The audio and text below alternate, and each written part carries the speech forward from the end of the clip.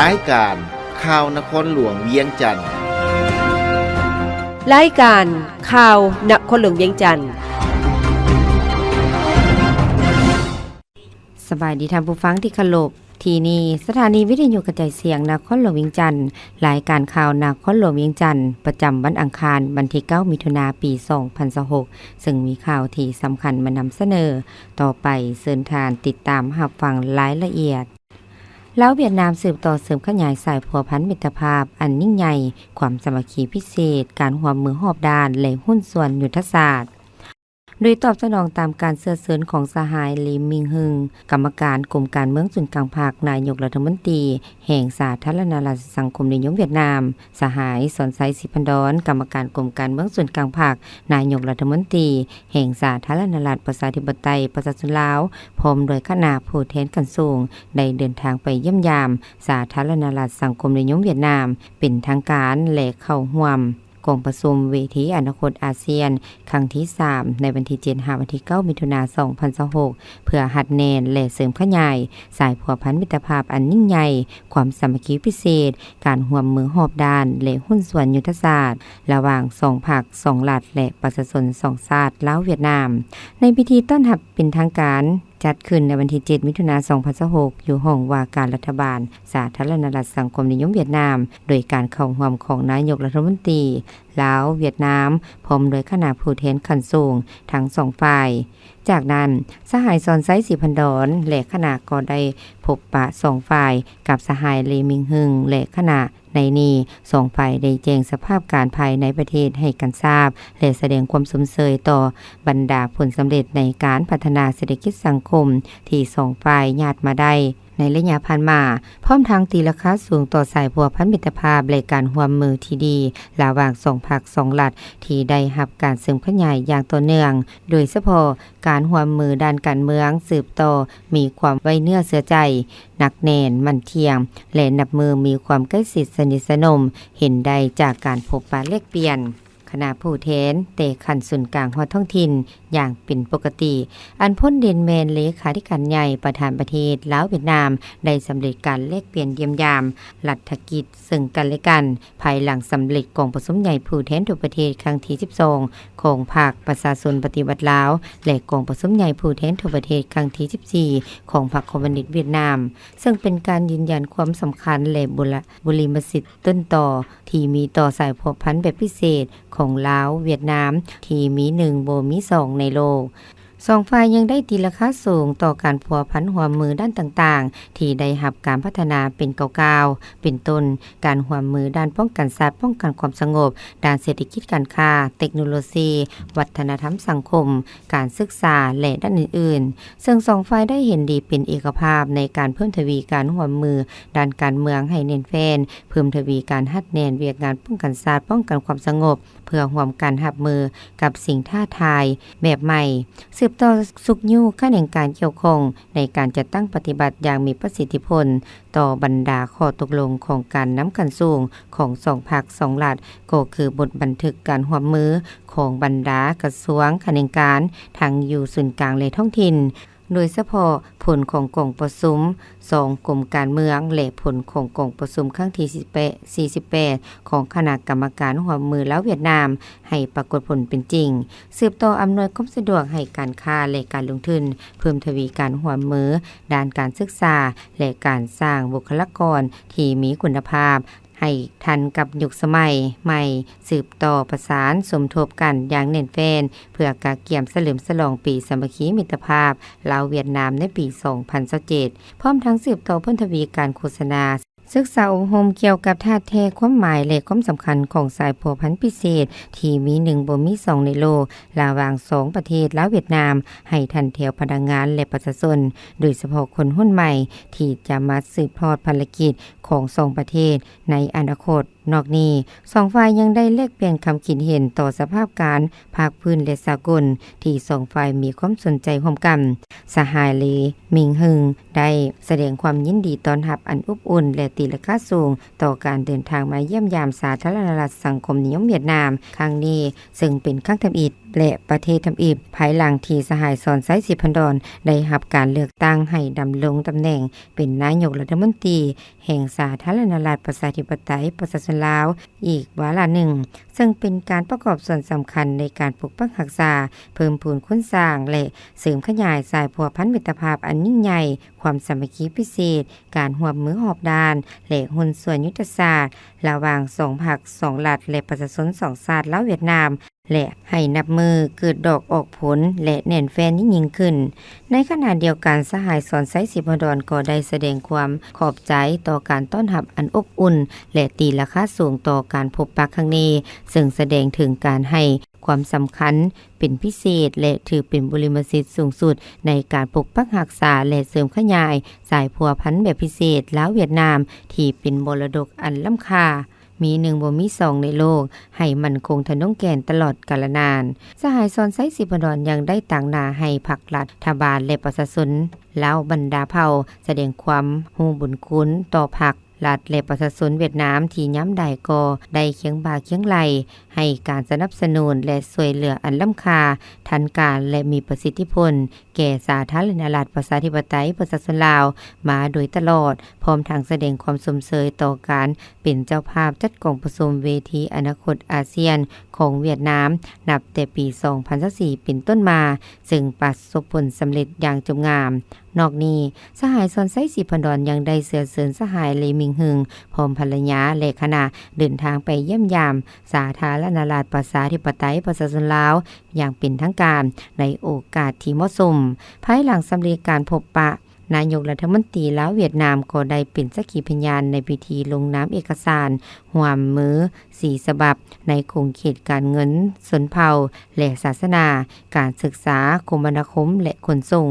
ในวันเดียวกันสหายสอนไซสิพันดอนพร้อมคณะยังได้ไปวางพวงมาลาอยู่อนุสรณ์สถานประธานโฮจิมินห์อนุสาวรีย์นักรบวิลสนเวียดนามและเข้าร่วมงานเลี้ยงต้นหาบซึ่งจัดโดยสหายเลมิงหึงเติมอีกสร้างความเข้มแข็งให้สมาชิกสภาแห่งชาติและสมาชิกสภาประชาชนนครหลวงเวียงจันทน์สุดฝึกอบรมสร้างความเข้มแข็งให้สมาชิกสภาแห่งชาติสุดที่10ประจำเขตเลือกตั้งที่1นครหลวงเวียงจันทน์และสมาชิกสภาประชาชนนครหลวงเวียงจันทน์สุดที่5จัดขึ้นในวันที่8มิถุนายน2026อยู่ห้องว่าการปกครองนครหลวงเวียงจันทน์โดยการเป็นประธานของทาน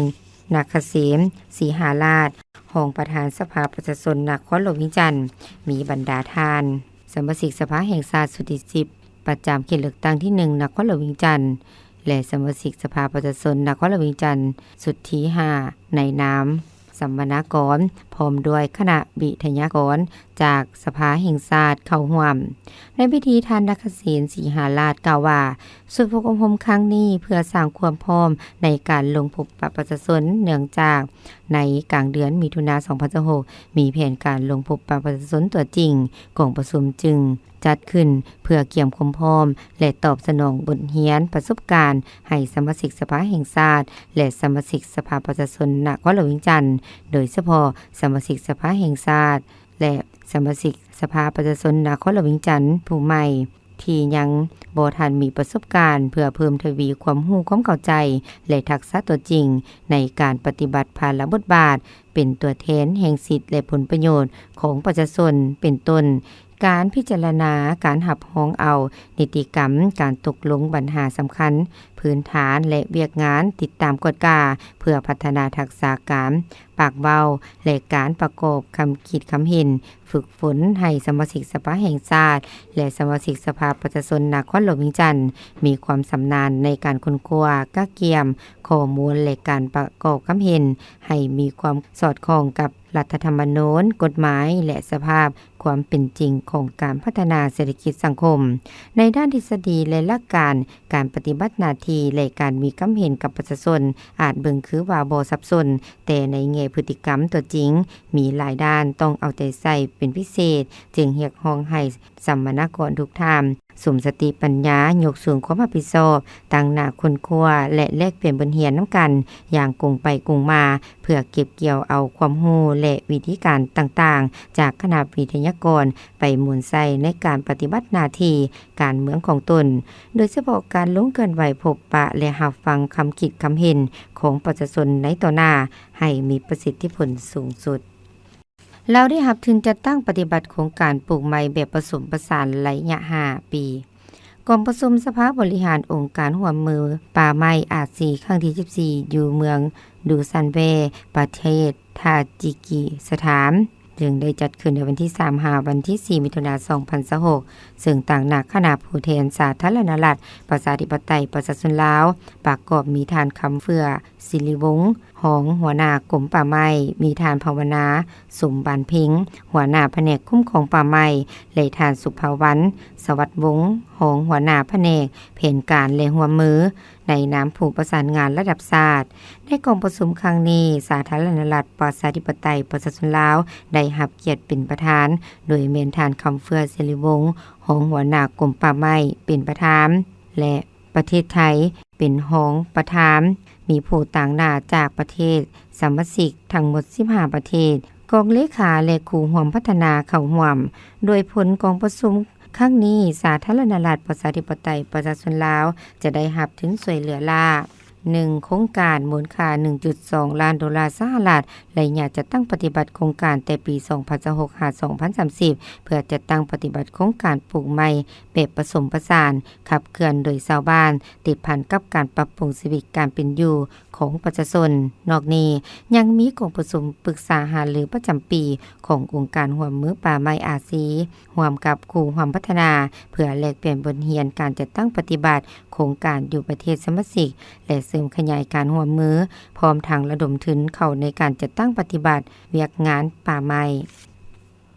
ยกสูงความสามารถให้พนักงานน้ำเที่ยวคันนครหลวงเวียงจันทน์พิธีฝึกอบรมพนักงานน้ำเที่ยวคันนครหลวงเวียงจันทน์สุดที่4จัดขึ้นในวันที่8 วันที่23มิถุนายน2026อยู่แผนกวัฒนธรรมการท่องเที่ยวนครหลวงเวียงจันทน์โดยการเป็นประธานของทานสอนไซศรีสมพันธ์หัวหน้าแผนกวัฒนธรรมและการท่องเที่ยวนครหลวงเวียงจันทน์มีห้องหัวหน้าแผนกหัวหน้าแขนงห้องแขนงวิทยากรและสัมมนากรเข้าร่วมในพิธีทานสอนไซศรีสมพันธ์กล่าวว่าการท่องเที่ยวเป็นการแห่งเศรษฐกิจหนึ่งที่มีการขยายตัวอย่างว่องไวและกว้างขวางอยู่ทั่วโลกก็คือสาธารณรัฐประชาธิปไตยประชาชนลาวโดยเฉพาะอยู่นครหลวงเวียงจันทน์การท่องเที่ยวได้มีบทบาทสำคัญพ้นดินขึ้นเรื่อยๆและได้ประกอบส่วนในการพัฒนาเศรษฐกิจสังคมของชาติเป็นบริมสิทธิ์หนึ่งในท่าแหงของการพัฒนาประเทศซึ่งพรรคและรัฐบาลลาวได้มีแนวทางนโยบายส่งเสริมการท่องเที่ยวและได้ลงทุนสร้างพื้นฐานโครงสร้างเพื่ออำนวยความสะดวกให้การพัฒนาการท่องเที่ยวซึ่งได้รับผลสำเร็จเป็นก้าวๆการลงทุนของภาครัฐในการสร้างบุคลากรเพื่อตอบสนองให้ธุรกิจด้านการท่องเที่ยวการอนุรักษามรดกด้านวัฒนธรรมธรรมชาติและห้องหอยประวัติศาสตร์นอกนี้ยังได้สร้างเงื่อนไขที่อำนวยความสะดวกให้นักลงทุนในแขนงท่องเที่ยวซึ่งเห็นได้การเพิ่มขึ้นของสถานที่ท่องเที่ยวและบริษัทท่องเที่ยวในทั่วประเทศมีการขยายตัวอย่างต่อเนื่องในแต่ละปีเวียกการก่อสร้างบุคลากรบริการนำเที่ยวจึงแม่นสิ่งจำเป็นเพื่อยกระดับให้พนักงานนำเที่ยวมีบทบาทสำคัญในการสร้างสิ่งจูงใจและดึงดูดนักท่องเที่ยวภายในและต่างประเทศนอกจากระบบโครงสร้างเทคนิคที่ดีแล้วการบริการก็เป็นสิ่งตัดสินเพราะมันแสดงออกในหลายด้านที่ส่องแสงให้เห็นด้านความรู้ความสามารถอัธยาศัยและหีของประเพณีอันดีงามของชาติก็คือผู้ให้การบริการรวมทั้งคนลาวทั้งชาติซึ่งนักท่องเที่ยวจะได้เห็นได้สัมผัสและได้รับรู้เองโดยผ่านคอร์สบริการรับใช้ของพวกเฮาภาครัฐจึงได้เอาใจใส่ที่สุดเกี่ยวกับเวียกงานด้านนี้โดยเฉพาะแขนงท่องเที่ยวแผนกวัฒนธรรมและท่องเที่ยวนครหลวงเวียงจันทน์ที่เป็นใจกลางเคลื่อนไหวเวียกงานอย่างมีแผนการในการฝึกอบรมให้พนักงานวิชาการบริการน้ำเที่ยวในความรับผิดชอบของตนในแต่ละปี ซึ่งในระยะผ่านมาสามารถตอบสนองพนักงานบริการน้ำเที่ยวใดเป็นจำนวนหลายให้ธุรกิจการท่องเที่ยวเฮ็ดให้การบริการนับมือมีคุณภาพสูงขึ้นเรื่อยๆสำหรับซุปเปอร์โฮมครั้งนี้สัมมนากรจะได้เห็นฮู้การต้อนรับแขกด้วยไมตรีจิตใบหน้ายิ้มแย้มแจ่มใสการบริการที่มีความสำนิสำนานว่องไวและประทับใจให้ข้อมูลที่ถูกต้องและชัดเจนการบริการด้วยความปลอดภัยทั้งชีวิตและทรัพย์สินของนักท่องเที่ยวยกสูงบทบาทการนำพาที่นำของคณะภาคองค์การปกครองทุกขั้นต่อเวียกงานสกัดกั้นและต้านการค้ามนุษย์คณะกรรมการต้านการค้ามนุษย์ระดับชาติจัดกองประชุมสรุปการจัดตั้งปฏิบัติเวียกงานต้านการค้ามนุษย์5ปี 2021-2025 และวางแผนการ5ปี 2026-2030 จัดขึ้นในวันที่8มิถุนายน 2026 อยู่นครหลวงเวียงจันทน์โดยการเป็นประธานของท่านคำพันธ์พรหมทัศน์รองนายกรัฐมนตรีกระทรวงยุติธรรมประธานคณะกรรมการต้านการค้ามนุษย์ระดับชาติมีบรรดาคณะกรรมการต้านการค้ามนุษย์ระดับชาติคณะนำคณะกรรมการต้านการค้ามนุษย์แขวงนครหลวงเวียงจันทน์และภาคส่วนที่เกี่ยวข้องเข้าร่วมในพิธีทานนางแก้วจันทวิไสรองรัฐมนตรีกระทรวงแรงงานสวัสดิการสังคมรองประธานคณะกรรมการต้านการค้ามนุษย์ระดับชาติกล่าวว่าลาวเป็นประเทศหนึ่งที่ได้รับผลกระทบจากการค้ามนุษย์ระยะ5ปีผ่านมาได้พบเห็นการฆ่ามนุษย์หลายรูปแบบอันพ้นเดือนปี 2025 แม่นกลุ่มคนบ่ดีได้ตัวยั่วหลอกลวงเอาหญิงสาวลาวจำนวนหนึ่งไปหมั่นหมายหรือแต่งดองกับคนต่างประเทศโดยบ่ถูกต้องและเป็นการแต่งดองแอบแฝงที่เป็นการฆ่ามนุษย์ถือว่ามีความผิดตามประมวลกฎหมายอาญามาตรา 215 การฆ่ามนุษย์สวยใส่สื่อสังคมออนไลน์เสนอค่าดองสูงมีการบังคับปลอมแปลงเอกสารเพื่อเพิ่มอายุเด็กและการหับจ้างถือพาแทนอุ้มบุญต่อปัญหาดังกล่าวคณะการที่รับผิดชอบเวียกงานต้านการค้ามนุษย์ก็ได้สุ่มใส่จัดตั้งปฏิบัติแผนงานแห่งชาติว่าโดยการต้านการค้ามนุษย์เข้าสู่เวียกงานตัวจริงนับแต่ศูนย์กลางฮอดท้องถิ่นอย่างกว้างขวางและลึกซึ้งเป็นต้นได้สร้างปรับปรุงกฎหมายนิติกรรมและคู่มือจัดฝึกอบรมโฆษณาสัมมนาเวียกงานต้านการค้ามนุษย์เพื่อสร้างความเข้มแข็งให้พนักงานภาครัฐแต่ศูนย์กลางฮอดท้องถิ่นนอกนี้ยังได้โฆษณาด้วยหลายรูปแบบเช่นสปอร์ตสั้นละครสั้นละครยาวข่าวการเคลื่อนไหว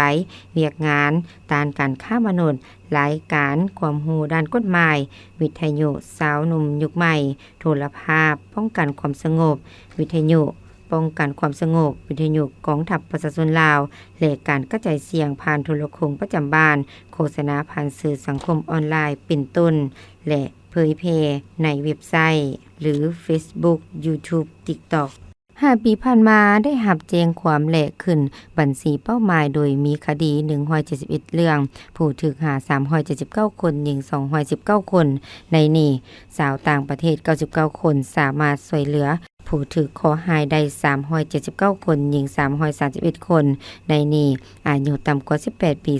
256คนคดีเข้าใหม่ปี2025มี45เรื่องผู้ถูกหา119คนหญิง75คนสาวต่างประเทศ36คนสามารถกอบกู้และช่วยเหลือผู้ถูกขอหาย86คนหญิง80คนในนี้อายุต่ำกว่า18ปี71คนช่วยเหลือกลุ่มเสี่ยงและผู้ถูกขอหายเป็นต้นสถานที่พักเสาชั่วคราวอาหารเครื่องนุ่งห่มเครื่องใช้สอยจำเป็นการปิ่นปัวด้านทางกายบำบัดฟื้นฟูด้านจิตใจซึ่งสามารถช่วยเหลือและส่งกลับคืนสู่ครอบครัว295คนหญิง183คนในนี้อายุต่ำกว่า18ปี209คนนอกนี้ยังได้พัวพันร่วมมือประสานสมทบกับต่างประเทศแขนงการต่างๆทั้งส่วนกลางและท้องถิ่นเป็นต้นได้ร่วมมือ2ฝ่ายลาวเวียดนามลาวจีนลาวไทยและ3ฝ่ายลาวกัมพูชาเวียดนามร่วมกับองค์การจัดตั้งสากลและองค์การจัดตั้งบ่สังกัดรัฐบาลในการจัดตั้งปฏิบัติโครงการกิจกรรมตามบทบันทึกความเข้าใจที่ได้ลงนามร่วมกันได้สำเร็จเป็นอย่างดีสำหรับแผนการ 5 ปี 2026 หา 2030 และแผนเวียกจุดสูงประจำปี 2026ทุกแขนงการที่รับผิดชอบเวียกงานต้านการค้ามนุษย์ทางศูนย์กลางและท้องถิ่นจะสมใส่แก้ไขสาเหตุที่พาให้เกิดการค้ามนุษย์อย่างแข็งแรงโดยหลายรูปหลายสีหลายวิธีการทางลวงกวงและลุงลึกแทดถึงกลุ่มเป้าหมายที่มีความเสี่ยงการบังคับใส่กฎหมายอย่างเข้มงวดอยู่แห่งเวียกงานป้องกันการติดตามเป้าหมายที่ยังมีการเคลื่อนไหวค้ามนุษย์และเป็นการปกป้องสิทธิและผลประโยชน์ของพลเมืองลาวปกป้องและช่วยเหลือผู้ถูกข้อหาจากการค้ามนุษย์ให้มีความปลอดภัยทันสภาพการและยกสูงคุณภาพเวียกงานการดำเนินคดีนำเอาผู้ถูกกระทำผิดมาลงโทษตามกฎหมายอย่างเข้มงวดและผู้ถูกข้อหาได้รับการชดเชยค่าเสียหายอย่างเป็นธรรมในพิธีทานคำพันพรหมทัตได้เน้นให้คณะกรรมการต้านการค้ามนุษย์แขนงการต่างๆแต่ศูนย์กลางฮอดท้องถิ่นสืบต่อยกสูงบทบาทการนำพาสีน้ำของคณะภาควงการปกครองทุกคันต่อเวียกงานสกัดกั้นและต้านการค้ามนุษย์โดยถือเอาเวียกงานดังกล่าวเป็นหน้าที่การเมืองติดพันกับการจัดตั้งปฏิบัติแผนพัฒนาเศรษฐกิจสังคมของท้องถิ่นตนหันเอาเนื้อในมติคำสั่งและนิติกรรมลงสู่หากฐานประชาชนอย่างแท้จริงสืบต่อปรับปรุงเวียกงานต้านการค้ามนุษย์โดยรูปแบบการโฆษณาให้ลวงลายทันสมัยและเข้าถึงกลุ่มเป้าหมายโดยเฉพาะวัยหนุ่มนักเรียนนักศึกษาแม่หญิงสาวผู้ออกแห่งงานอยู่เขตชนบทห่างไกลซอกลีกเพื่อเฮ็ดให้สังคมมีสติระวังตัวและเป็นหูเป็นตาช่วยเจ้าหน้าที่เพื่อเพิ่มทวีประสานสมทบกันอย่างกลมเกลี่ยวในการบังคับใช้กฎหมายอย่างเด็ดขาดและเข้มงวดเร่งรัดสืบสวนสอบสวนและนำเอาผู้กระทำผิดโดยเฉพาะหัวโปกตู่กามและเครือข่ายนายนามาลงโทษตามกฎหมายและยุติธรรมเพิ่มทวีในเวียกงานป้องกันและช่วยเหลือผู้ถือข้อหาเรียกร้องให้แขนงแรงงานและสวัสดิการสังคมศูนย์กลางสหพันธ์แม่หญิงลาวศูนย์กลางสาวหนุ่มประชาชนปฏิบัติลาวและกระทรวงสาธารณสุขเฮ็ดเวียกงานร่วมกันอย่างใกล้ชิดในการปิ่นปัวฟื้นฟูด้านทางกายและจิตใจสนองการฝึกอบรมวิชาชีพและซอกเวียกเหตุงานทำเพื่อสร้างความเข้มแข็งให้ผู้ถือข้อหา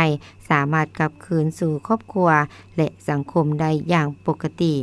ปรับปรุงกลไกการประสานงานในคณะกรรมการต้านการค้ามนุษย์ระดับชาติและท้องถิ่นให้มีความคงตัวสามารถรายงานและแก้ไข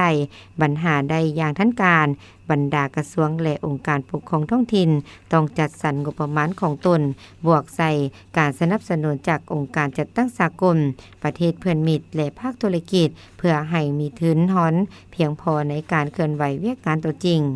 มอบให้กระทรวงป้องกันความสงบกระทรวงการต่างประเทศและภาคส่วนเกี่ยวข้องสืบต่อสุขอยู่และเสริมขยายการพัวพันร่วมมือกับประเทศเพื่อนบ้านประเทศในภาคพื้นอาเซียนและองค์การจัดตั้งสากลอย่างแข็งแรงสมใส่การแลกเปลี่ยนข้อมูลข่าวสารและประสานงานร่วมมือทางอาญาระหว่างประเทศเกี่ยวกับการดำเนินคดีค้ามนุษย์นำส่งผู้ถือข้อหากับคืนประเทศอย่างปลอดภัยบนพื้นฐานการปฏิบัติตามสนธิสัญญาและบทบันทึกความเข้าใจที่สาธารณรัฐประชาธิปไตยประชาชนลาวได้ร่วมลงนามอย่างเข้มงวด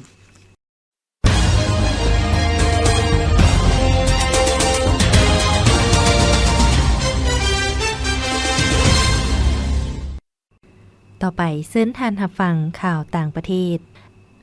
รายรับจากธุรกิจซอฟต์แวร์ของจีนเพิ่มขึ้น 10.9 ส่วนห้อยกระทรวงอุตสาหกรรมและเทคโนโลยีข้อมูลข่าวสารจีนให้รู้ว่าใน4เดือนต้นปีรายรับจากธุรกิจซอฟต์แวร์ของจีนได้บรรลุ 4,000 กว่าตื้อหยวนเพิ่มขึ้น 10.9 ส่วนห้อยเมื่อเทียบใส่ระยะเดียวกันของปีกายขณะที่รายรับจากการผลิตซอฟต์แวร์บรรลุ 1,000 กว่าตื้อหยวนเพิ่มขึ้น8 ส่วนห้อยเมื่อเทียบใส่ระยะเดียวกันของปีกายกวมเอา 22.4 ส่วนห้อยของรายรับทั้งหมดของแขนงการซอฟต์แวร์ในนั้นรายรับจากการผลิตซอฟต์แวร์พื้นฐานมี 59.8 ตื้อหยวนเ พิ่มขึ้น 9.1 ส่วนห้อยรายรับจากการผลิตซอฟต์แวร์อุตสาหกรรมมี 99.8 ตื้อหยวนเพิ่มขึ้น 9.1 ส่วนห้อยส่วนรายรับจากการบริการเทคโนโลยีข้อมูลข่าวสารบรรลุ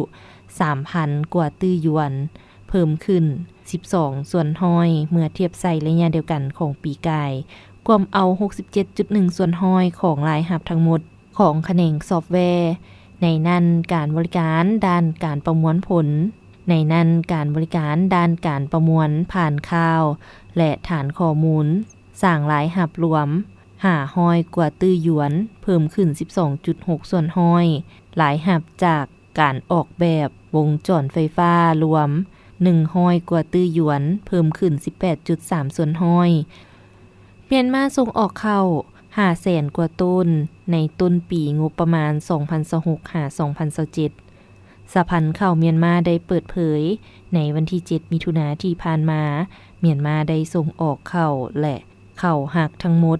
300,000 กว่าต้นในระยะ2เดือนทำอิฐของปีงบประมาณ 2026-2027 ซึ่งเริ่มต้นในเดือนเมษายนที่ผ่านมาสหพันธ์ข้าวดังกล่าวระบุว่าเมียนมามีรายรับได้ประมาณ93 ล้านดอลลาร์จากการส่งออกที่กล่าวมาข้างถึงในระยะดังกล่าวข้อมูลจากสหพันธ์ดังกล่าวได้แสดงให้เห็นว่า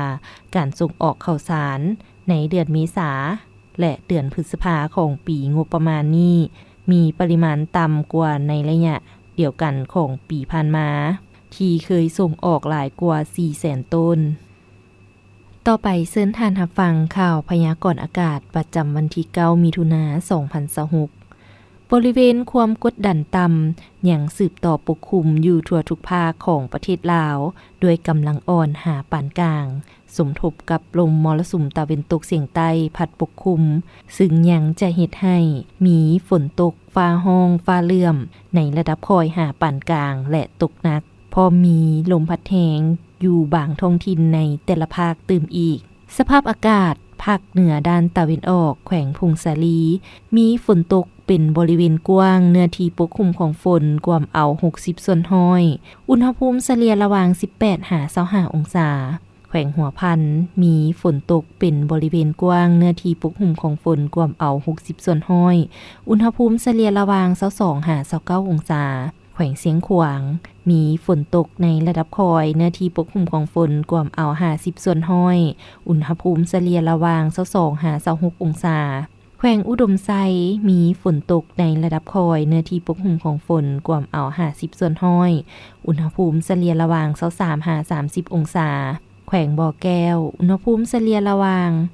25-31องศามีฝนตกในระดับคอยเป็นบางบริเวณเนื้อที่ปกคลุมของฝนกว่าเอา50ส่วนห้อยแขวงหลวงน้ำทามีฝนตกในระดับคอยเนื้อที่ปกคลุมของฝนกว่าเอา50ส่วนห้อยอุณหภูมิเฉลี่ยระหว่าง24-30องศาแขวงหลวงพระบางมีฝนตกเป็นบริเวณกว้างเนื้อที่ปกคลุมของฝนกว่าเอา50ส่วนห้อยอุณหภูมิเฉลี่ยระหว่าง